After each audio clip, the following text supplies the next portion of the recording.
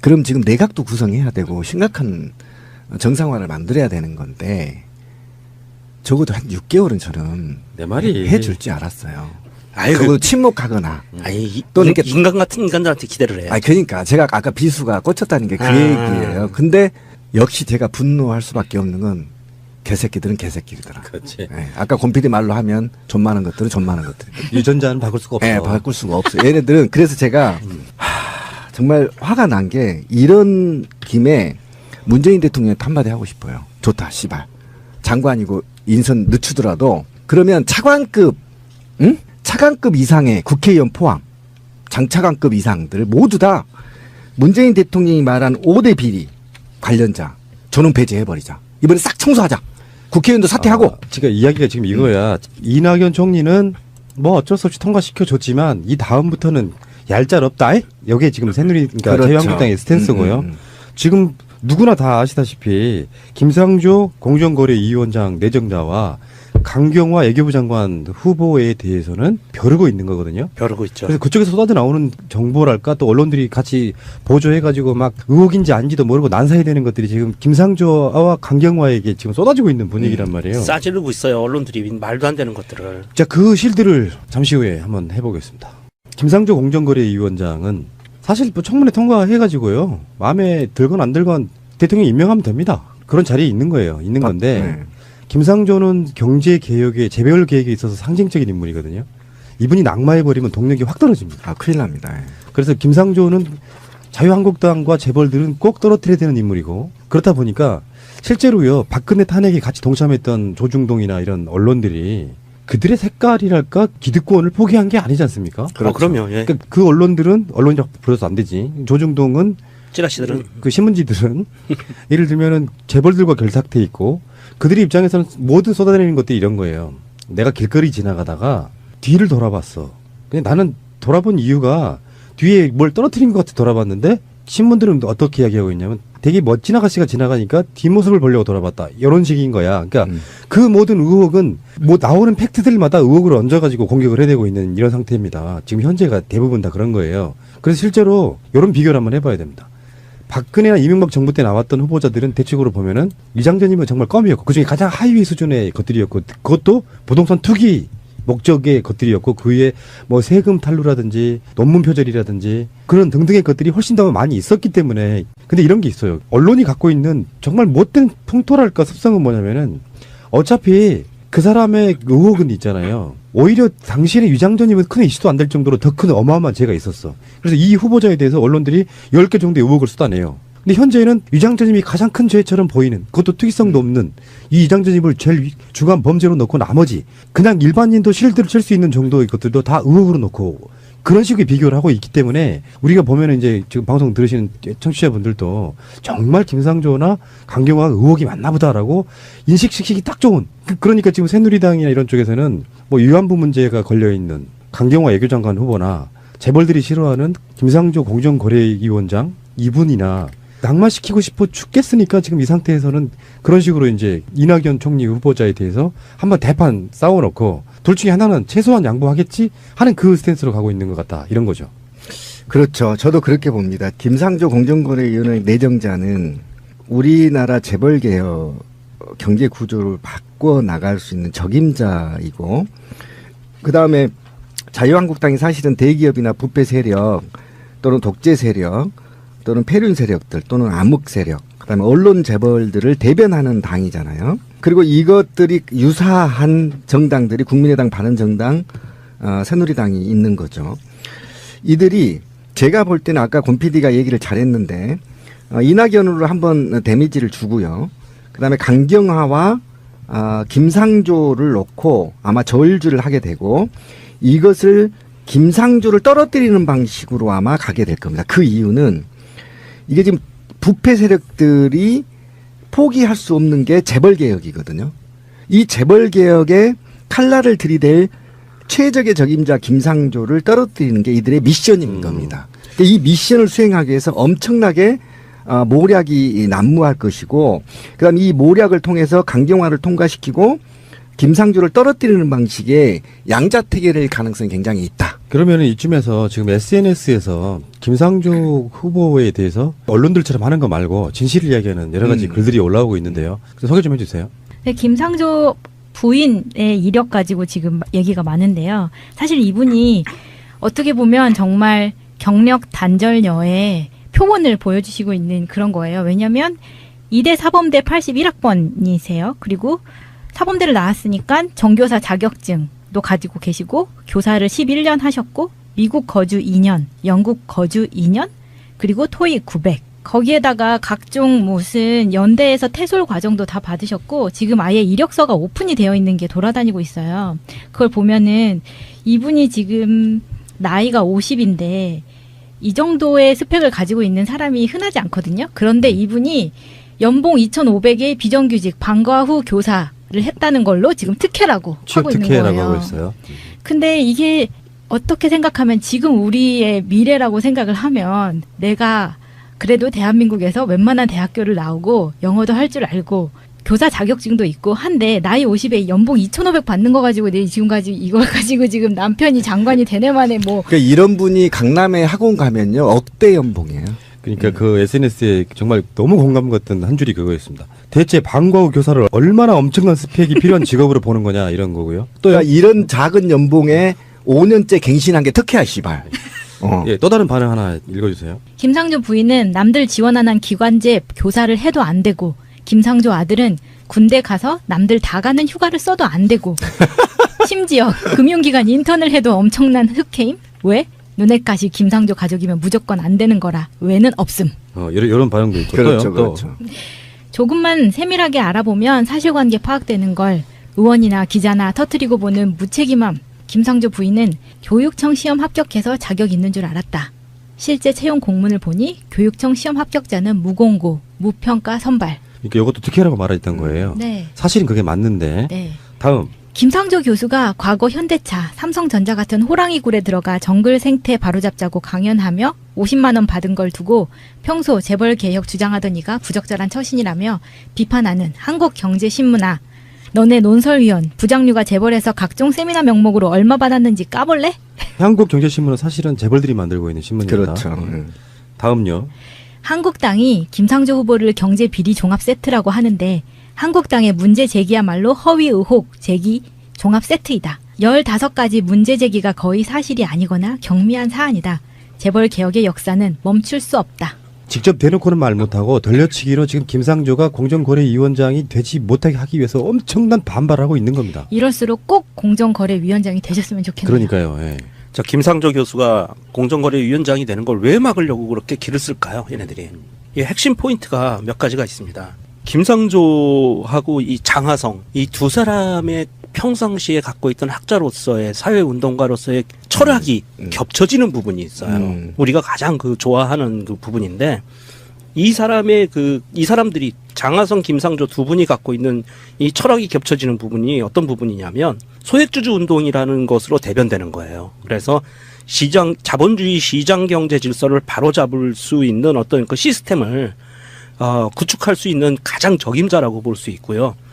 그 내용들을 보면, 그러니까 소액주주의 그 주주권을 강화하는, 그래서 집중투표제라는 게 있어요. 지금 현재는 대한민국에 정기주총이 약 3월 말에 전체가 다 열리거든요. 거의 대부분이. 그러면 내가 직접 참가해서 도장을 찍든지 위임장을 보내야 돼요. 그래서 주주로서의 정당한 권리를 행사하기가 굉장히 힘들다. 내가 10개의 회사의 주식을 갖고 있는데 한두 군데밖에 참석을 못 하는 거예요. 이런 경향이 있는 부분들 때문에 전자투표제를 시행을 해서 인터넷으로 투표할 수 있게. 그러면 컴퓨터 앞에 앉아서 내가 100개 기업의 주식을 갖고 있으면 100개 기업 주총에 다 권리 행사를 할 수 있어요. 그렇죠. 한 주가 있어도. 예, 한 주만 있어도. 그다음에 집중투표제라는 건 뭐냐면 이사들을 선임을 할 때 내가 회사에서 이사 3명을 선임을 해요. 근데 내가 3표를 갖고 있어. 그럼 지금은 어떻게 돼 있냐면 3명한테 각각 이 사람 찬성, 이 사람 반대 요렇게밖에 못하게 돼 있는데 이 집중투표제로 바뀌면 내가 3표 갖고 있는 거를 내가 마음에 드는 사람 한 사람한테 몰아주는 거예요. 그러면 어떤 효과가 발생하냐면 소액주주들이 힘을 모아서 정말 정의감 있는 이사 한 명한테 표를 몰아줄 수 있다는 거죠. 그런 시스템 이 두 가지 하고요. 또 하나는 뭐냐면 기관 투자자가 직접 회사의 주주총회에 참석해서 주주권을 행사하는 이게 스튜어드십 코드라고 하는데 우리나라의 기관 투자자 가장 유명한 게 국민연금이잖아요.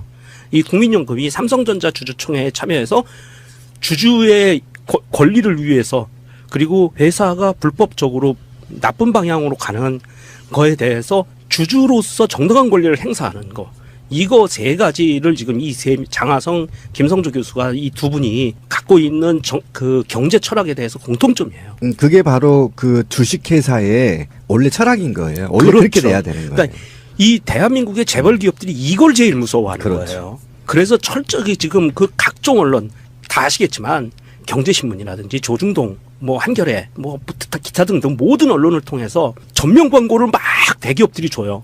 그러면서 기사 논조를 그렇게 바꿔가고 있어요. 그렇지. 장하성 까기로. 주식회사는요, 원래 족벌 경영을 못하게 돼 있는 거예요. 못하게 하려고 주식회사를 만든 거예요. 그럼요. 예, 그렇죠. 그래서 그 주권 행위를 한 주라도 갖고 있는 사람도 가야 되는데 네네. 이렇게 되면 지금 족벌 경영을 못 합니다. 예, 그래서 이게 결과가 그렇게 될 거예요. 왜 예. 그러냐면 이게 방어권을 행사할 수가 없어요. 맞아요. 그래서 이 정당한 주주의 권리를 행사할 수 있는 시스템을 만들려고 하니까 재벌 기업들이 지금 저항을 하고 있는 거고요.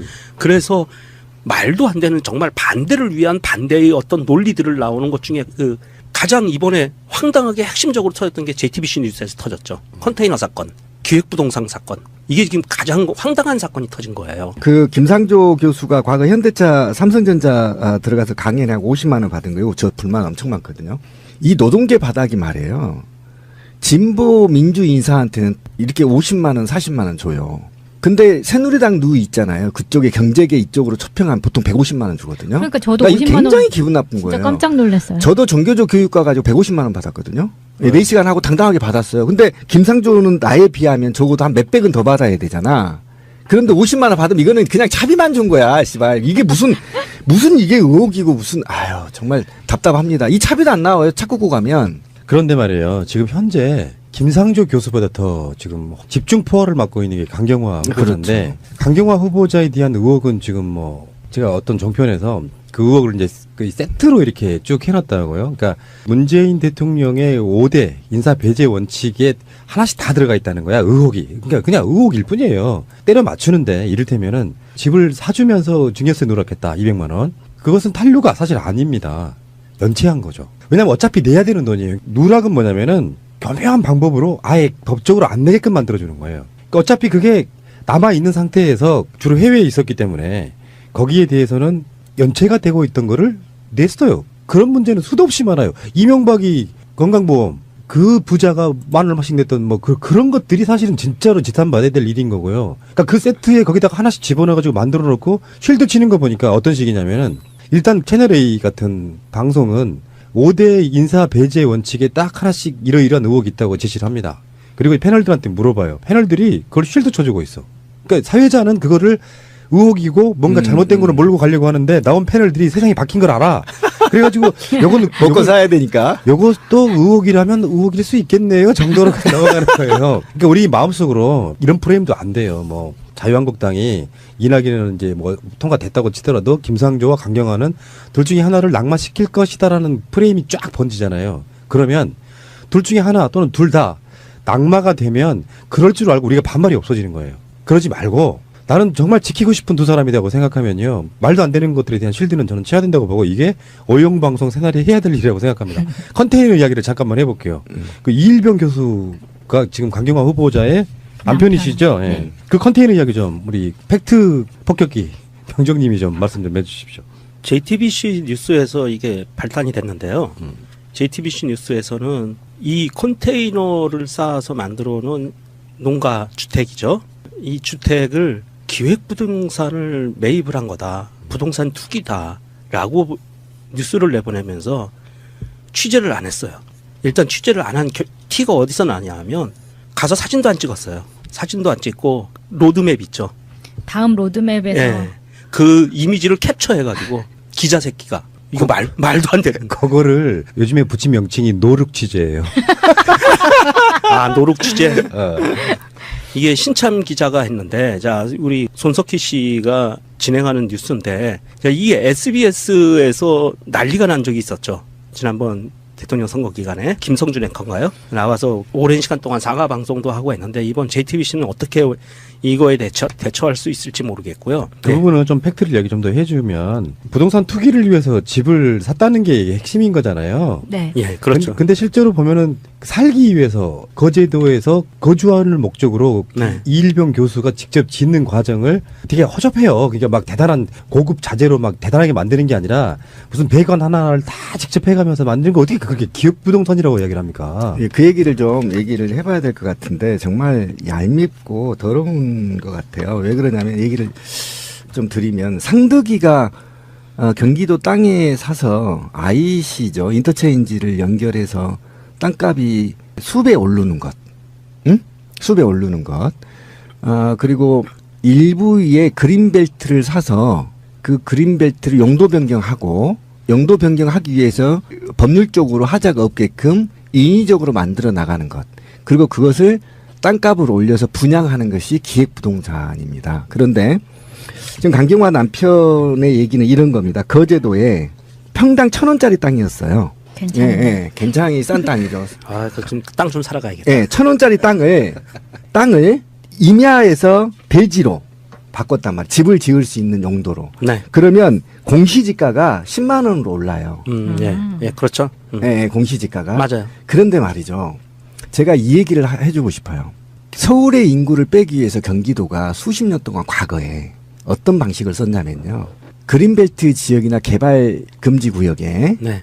5년인가요? 4년인가에 컨테이너 박스나 그 다음에 그 비닐하우스가 있으면 5년 후에 임대로 전환해주는 정책이 있었어요. 그게 뭐냐면 대지로. 예, 대지로. 그래서 과밀 서울 인구를 경기도로 옮기기 위한 방식이었어요. 그래서 네. 서울 군교 은평이나 이런 데 경기도 서울 군교 마지막 땅이 건물들이 지금 들어선 이유가 20년 전에 그 정책을 했기 때문입니다. 아하. 저희 고향은요. 평당 1,000원, 2,000원짜리가 있어요. 그런데 임목도가 70%, 80%가 아닌 60% 네, 네. 이하인 임야나 그린벨트에 대지로 변경할게요. 어서 오세요 해줄게 해요. 왜 그런지 아세요? 인구수 늘리려고. 아니요. 세수 늘리기. 세수 늘리려고. 그렇죠. 그래서 지자체하고 서울 군계하고 완전히 달라요. 뉘앙스가. 이건 기획부동산이 아니에요. 그러니까 나무가 보호목이나 잡목들은 상관없어요. 잡목들에서 대지로 바꿔줄게. 넌 바꿔줄게. 1,000원짜리 세금 받는 데 있잖아요. 10만 원이면 지자체는 재정 자립도가 9%, 7% 거제도가 거기서 서울에 있는 사람이 내려가서 살 테니까 대지로 바꿔주면 어디서 바꿔줄게. 세금이 10배 이상 차이 나요. 그럼 지자체 세금 늘어나잖아. 돈도 없는데. 예스입니다, 예스. 이건 기획부동산이 아니라고. 자, 이게 우리 기획부동산이라고 뉴스 난 거를 좀 꼼꼼히 따져봐야 되는데, 이 컨테이너 하우스에 두 가지 이슈가 걸려 있는 거예요. 하나는 기획부동산으로 인한 부동산 투기, 그리고 결과적으로 나오는 증여세 누락, 증여세 후납부, 납부됐죠. 이 두 가지 건이 걸리는데, 연체 해결한 거예요. 예, 연체 해결. 그렇지. 연체 납부. 첫 번째, 부동산 투기가 말이 안 되는 이유. 이거는 뭐냐면, 자, 우리 기획부동산이라서 땅을 필지를 나누어서 분양을 합니다. 그러면 필지를 나누면 대지로 되면 이미 땅값이 올라가잖아요. 그럼 사는 사람은 그거를 수도권이라면 이게 가격 폭등을 하기 위한 목적으로 그렇죠. 사면 이게 투기예요. 아니, 근데 서울 군교는요, 대지로 전화를 안 해줘요, 잘. 가격이 됐다 엄청나게 그러면 차니까. 뭐 저기 뭐 용인이라든지 이런 쪽 그렇죠. 가면 이제 하잖아요. 자, 그런데 이 지금 거제도에는 이 이일병 교수가 한 이 집은요, 분할해서 샀는데 이게 살 때 대지가 아니었어요. 요거 잘 보셔야 돼요. 대지가 아닌 상태에서 사서 여기다 대지로 변경을 합니다. 본인이. 그렇죠. 네. 그리고 집을 져요. 컨테이너 하우스를 놔요. 자, 그러면 어떻게 되냐면 땅값을 자기가 비싸게 내서 세금을 많이 내는 거예요. 그래, 맞아요. 예. 그걸 굳이 할 필요가 없는데도 불구하고 그렇게 밟아갔다. 그래서 세금을 이일병 교수가 직접 냈다. 높은 세금을. 그러면서 이걸 두 딸 명의로다가 나중에 바꾼 걸로 보여요.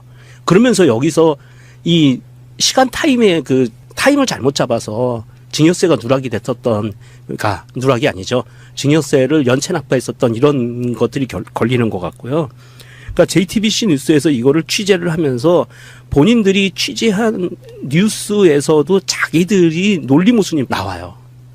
이게 기획부동산이고 부동산 투기라고 하면서 내용들을 자세히 뜯어보면 논리적으로 자기들이 스스로 그 자기들 뉴스를 논리를 해치는 이런 뉴스를 만들어내 버렸다는 거죠. 이게 반대를 반대라고 이야기하는 이유가요. 일상에서 이런 경우는 흔히 있는 일이잖아요. 막 의도적으로 이 양반이 우선 뭐 유엔에 있으면서는 또 누구 시켜가지고 막 전국에 땅 벌어 다니고 그걸로 부동산 투기하고 그래서 일부러 막 차명으로 했는데 경찰이 또 딸이야. 거기서 세금 200만 원 피하려고. 그러니까 그런 게 아니잖아요. 나도 꿈이 그거거든요. 저도 그래요. 고향에 내려가는데 내가 그게 뭐 나는 컨테이너는 굉장히 좀 그 진보적 오픈 마인드를 갖고 있는 사람들이 있을 수 있는 집 모양의 형태라고 생각해요.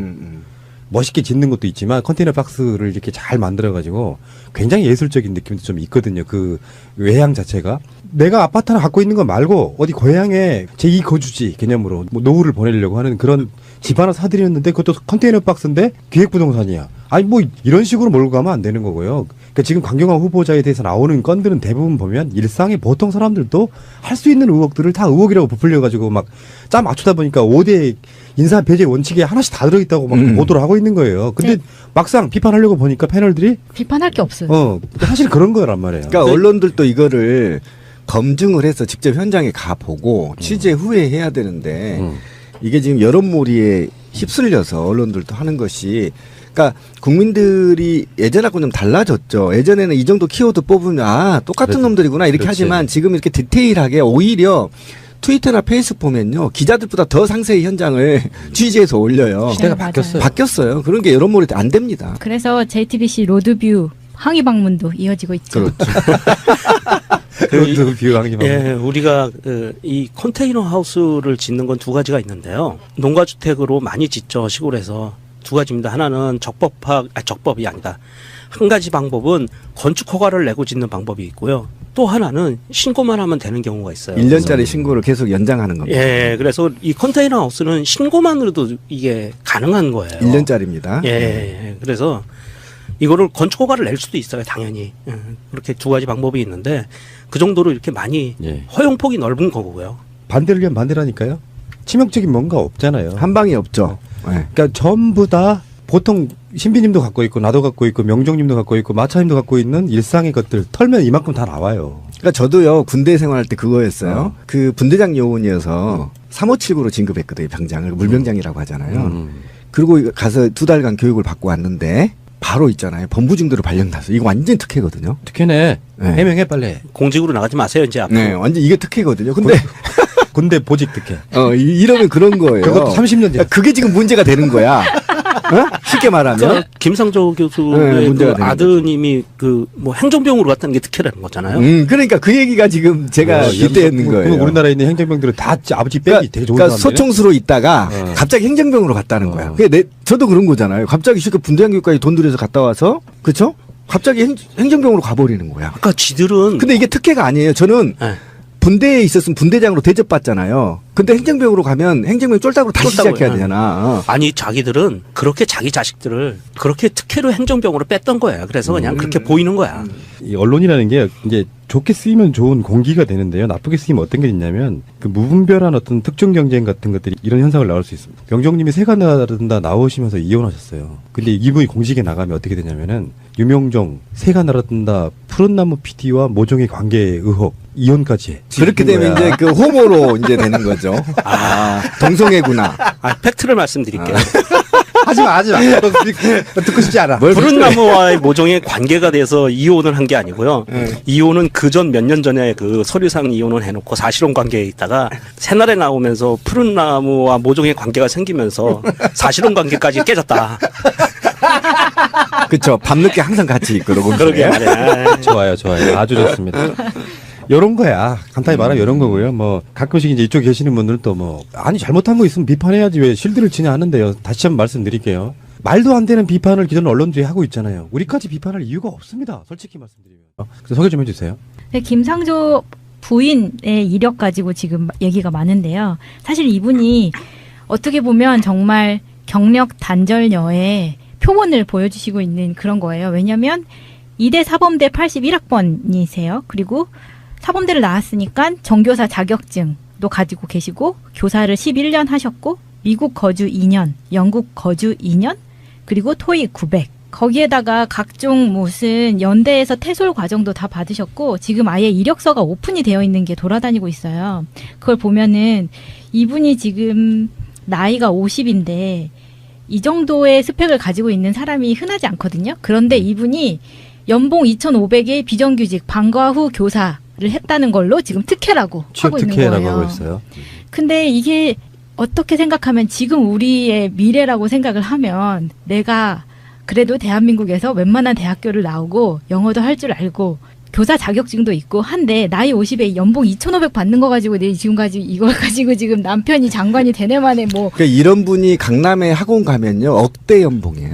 그러니까 그 SNS에 정말 너무 공감 갔던 한 줄이 그거였습니다. 대체 그럼 지금 내각도 구성해야 되고 심각한 정상화를 만들어야 되는 건데 적어도 한 6개월은 저는 내 말이 해줄 줄 알았어요. 아이고, 그거 침묵하거나. 아니, 또는 이렇게- 인간 같은 인간들한테 기대를 해요. 아 그러니까 제가 아까 비수가 꽂혔다는 게 그 아. 얘기예요. 근데 역시 제가 분노할 수밖에 없는 건 개새끼들은 개새끼들이더라. 그렇지. 예, 아까 곰피디 말로 하면 좀 많은 것들은 좀 많은 것들. 유전자는 바꿀 수가 없어. 예, 바꿀 수가 없어. 얘네들은 그래서 제가 정말 화가 난 게 이런 김에 문재인 대통령한테 한마디 하고 싶어요. 좋다, 씨발.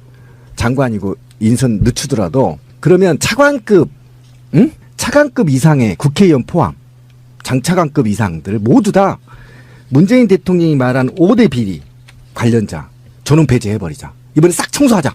국회의원도 사퇴하고. 지금 이야기가 지금 이거야. 이낙연 총리는 뭐 어쩔 수 없이 통과시켜줬지만 이 다음부터는 얄짤없다. 여기에 지금 새누리 그러니까 그렇죠. 자유한국당의 스탠스고요. 지금 누구나 다 아시다시피 김상조 공정거래위원장 내정자와 강경화 외교부 장관 후보에 대해서는 벼르고 있는 거거든요. 벼르고 있죠. 그래서 그쪽에서 쏟아져 나오는 정보랄까 또 언론들이 같이 보조해가지고 막 그때 나왔던 후보자들은 대체적으로 보면은 이장재님은 정말 껌이었고 그중에 가장 하위 수준의 것들이었고 그것도 부동산 투기 목적의 것들이었고 그 위에 뭐 세금 탈루라든지 논문 표절이라든지 그런 등등의 것들이 훨씬 더 많이 있었기 때문에 근데 이런 게 있어요. 언론이 갖고 있는 정말 못된 풍토랄까 습성은 뭐냐면은 어차피 그 사람의 의혹은 있잖아요. 오히려 당시에는 유장전이면 큰 이슈도 안 될 정도로 더 큰 어마어마한 죄가 있었어. 그래서 이 후보자에 대해서 언론들이 10개 정도의 의혹을 쏟아내요. 근데 현재는 유장전임이 가장 큰 죄처럼 보이는 그것도 특이성도 없는 이 유장전임을 제일 중한 범죄로 놓고 나머지 그냥 일반인도 실드를 칠 수 있는 정도의 것들도 다 의혹으로 놓고 그런 식의 비교를 하고 있기 때문에 우리가 보면은 이제 지금 방송 들으시는 청취자분들도 정말 김상조나 강경화 의혹이 맞나 보다라고 인식시키기 딱 좋은 그러니까 지금 새누리당이나 이런 쪽에서는 뭐 위안부 문제가 걸려 있는 강경화 외교장관 후보나 재벌들이 싫어하는 김상조 공정거래위원장 이분이나 낙마시키고 싶어 죽겠으니까 지금 이 상태에서는 그런 식으로 이제 이낙연 총리 후보자에 대해서 한번 대판 싸워놓고 둘 중에 하나는 최소한 양보하겠지 하는 그 스탠스로 가고 있는 것 같다 이런 거죠. 그렇죠. 저도 그렇게 봅니다. 김상조 공정거래위원회 내정자는 우리 의혹인지 아닌지도 모르고 난사해야 되는 것들이 지금 김상조와 강경화에게 지금 쏟아지고 있는 분위기란 말이에요. 싸지르고 있어요. 언론들이 말도 안 되는 것들을. 자, 그 실드를 잠시 후에 한번 해보겠습니다. 김상조 공정거래위원장은 사실 뭐 청문회 통과해가지고요. 마음에 들건 안 들건 대통령 임명하면 됩니다. 그런 자리에 있는 거예요. 있는 건데 네. 김상조는 경제개혁에 재벌 계획에 있어서 상징적인 인물이거든요. 이분이 낙마해버리면 동력이 확 떨어집니다. 아 큰일 납니다. 예. 그래서 김상조는 자유한국당과 재벌들은 꼭 떨어뜨려야 되는 인물이고 그렇다 보니까 실제로요. 박근혜 탄핵에 같이 동참했던 조중동이나 이런 언론들이 그들의 색깔이랄까 기득권을 포기한 게 아니지 않습니까? 그렇죠. 그럼요. 예. 그러니까 그 언론들은 언론이라고 불러서 안 되지. 조중동은 찌라시들은 그 신문지들은 예를 들면은 재벌들과 결탁돼 있고 그들의 입장에서는 모든 쏟아내리는 것들이 이런 거예요. 내가 길거리 지나가다가 뒤를 돌아봤어.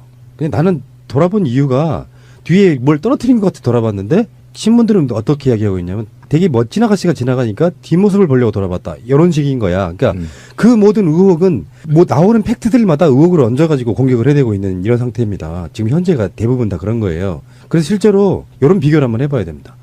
박근혜나 이명박 정부 우리나라 재벌개혁 경제 구조를 바꿔 나갈 수 있는 적임자이고 그 다음에 자유한국당이 사실은 대기업이나 부패 세력 또는 독재 세력 또는 폐륜 세력들 또는 암흑 세력 그다음에 언론 재벌들을 대변하는 당이잖아요. 그리고 이것들이 유사한 정당들이 국민의당, 바른정당, 새누리당이 있는 거죠. 이들이 제가 볼 때는 아까 권 PD가 얘기를 잘했는데 이낙연으로 한번 데미지를 주고요. 그다음에 강경화와 김상조를 놓고 아마 저울질을 하게 되고 이것을 김상조를 떨어뜨리는 방식으로 아마 가게 될 겁니다. 그 이유는 이게 지금 부패 세력들이 포기할 수 없는 게 재벌개혁이거든요. 이 재벌개혁에 칼날을 들이댈 최적의 적임자 김상조를 떨어뜨리는 게 이들의 미션인 겁니다. 이 미션을 수행하기 위해서 엄청나게 모략이 난무할 것이고 그다음 이 모략을 통해서 강경화를 통과시키고 김상조를 떨어뜨리는 방식의 양자택일의 가능성이 굉장히 있다. 그러면 이쯤에서 지금 SNS에서 김상조 후보에 대해서 언론들처럼 하는 거 말고 진실을 이야기하는 여러 가지 글들이 올라오고 있는데요.